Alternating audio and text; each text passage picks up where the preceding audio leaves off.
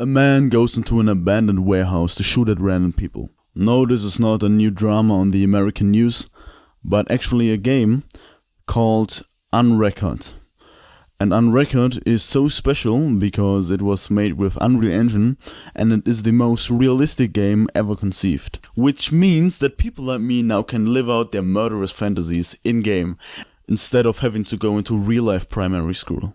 If you take a look at the footage, even the reload animations are pretty realistic and very convincing. Seems like a lot of real-life 3D assets have been scanned and imported into Unreal Engine to make that happen, as that's the most likely explanation for those detailed models of different environments and objects.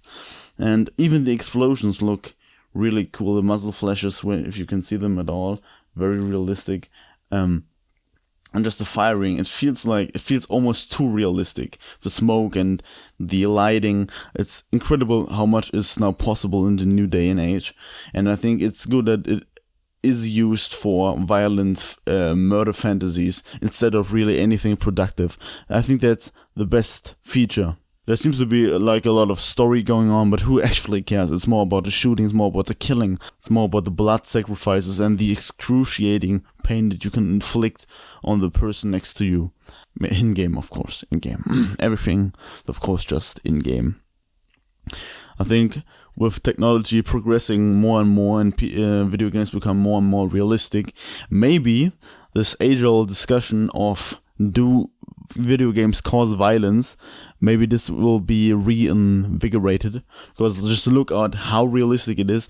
It seems to me like they could actually be like used to train soldiers in different scenarios, or can actually be used to do like an school shooting scenario for real school shooters who want to try out the scenario, want to try out the situation, want to look at how they would proceed. Especially if it's possible to load in custom maps, like for example your own school. That seems like a very frightening future.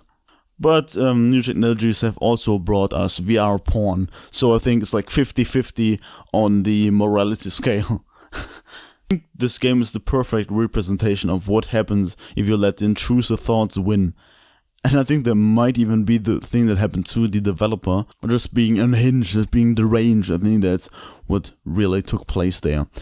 Just look at the smoke simulation there, and him shooting at an unarmed civilian.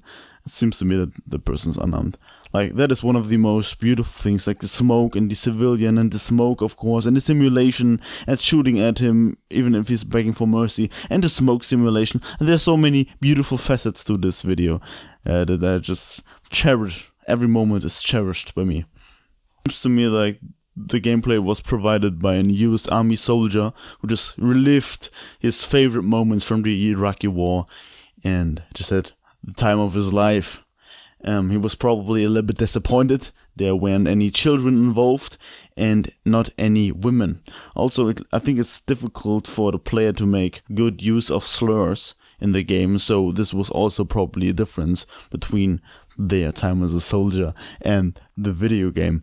Yeah, I think they should add that probably as a DLC to make people more happy and to give more of a funny vibe or something to it. Yeah, that's it. Like the video if you're against war crimes, subscribe if you're in favor of war crimes. Have a nice day and bye.